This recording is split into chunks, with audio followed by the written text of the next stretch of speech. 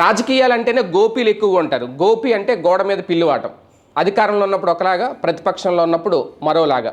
అధికారంలో ఉన్నంతసేపు వాళ్ళ నాయకుడు లేదంటే ఆ పార్టీ అధినేత దేవుడు అంటారు. పొరపాటున అధికారం కోల్పోతే ఆ దేవుడు చేసిన తప్పిదం, అప్పుడు దేవుడని కూడా అనరు, రాక్షసుడు అంటారు. ఇప్పుడు జగన్మోహన్ రెడ్డిని చాలామంది బయటకు అనకపోయినా వైసీపీలో రాజీనామా చేసి వైసీపీ గుడ్ బై చెప్పి బయటకు వెళ్తున్న వాళ్ళ దృష్టిలో మొత్తం జగన్దే తప్పిదం, జగన్ వల్లే పార్టీ ఓడిపోయింది అనేది. అది ఎంతవరకు రైట్ ఆర్ రాంగ్ అనేది ఆ పార్టీ డిసైడ్ చేసుకోవాలి.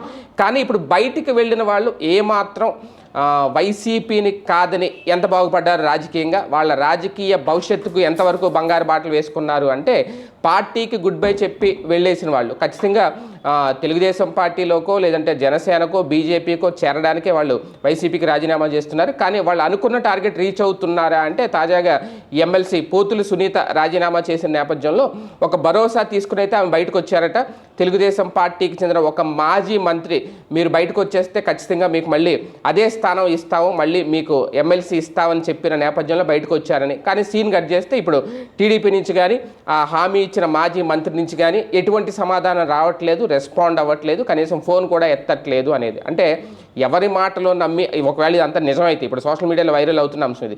ఇలాగే చాలామంది రాజీనామాలు చేస్తున్న వాళ్ళందరికీ కూడా అంటే ముందైతే పార్టీ నుంచి బయటకు వచ్చేసి రాజీనామాలు చేయించేసి తర్వాత వీళ్ళ సైలెంట్గా ఉండడం. ఎందుకంటే టీడీపీలోనే ఇప్పుడు కూటమి ప్రభుత్వం ఏర్పడింది, 3 పార్టీలు, వాళ్ళకి నామినేటెడ్ పోస్టులు ఇచ్చుకోవడానికే సరిపోవట్లేదు. ఎందుకంటే ఉన్న పోస్టుల కంటే 4-5 రెట్లు జనాభా ఎక్కువ ఉన్నారు, ఎదురు చూస్తున్నారు. వాళ్ళందరికీ ప్లేస్మెంట్ ఇవ్వడానికి అక్కడ పరిస్థితి లేదు. ఇంకా కొత్త వాళ్ళకి వైసీపీ నుంచి వచ్చిన వాళ్ళకి ఇస్తే పార్టీలో ఉన్న సీనియర్ల పరిస్థితి ఏంటి, పార్టీని నమ్ముకున్న వాళ్ళ పరిస్థితి ఏంటి? రాజీనామాలు చేసి వెళ్ళిపోయే వాళ్ళకి పార్టీ కష్టకాలంలో ఉన్నప్పుడు, క్లిష్ట పరిస్థితుల్లో ఉన్నప్పుడు నడి రోడ్డు మీద పార్టీని వదిలేసి తమ రాజకీయ భవిష్యత్తు చూసుకునే వాళ్ళకి మొన్నటి వరకు వాళ్ళని పిలిచి పదవులు ఇచ్చిన పార్టీకి అన్యాయం చేస్తే, ఒక రకంగా వెన్నుపోటు పొడిస్తే ఎలా ఉంటుంది అనడానికి నిదర్శనం ఈ అంశం.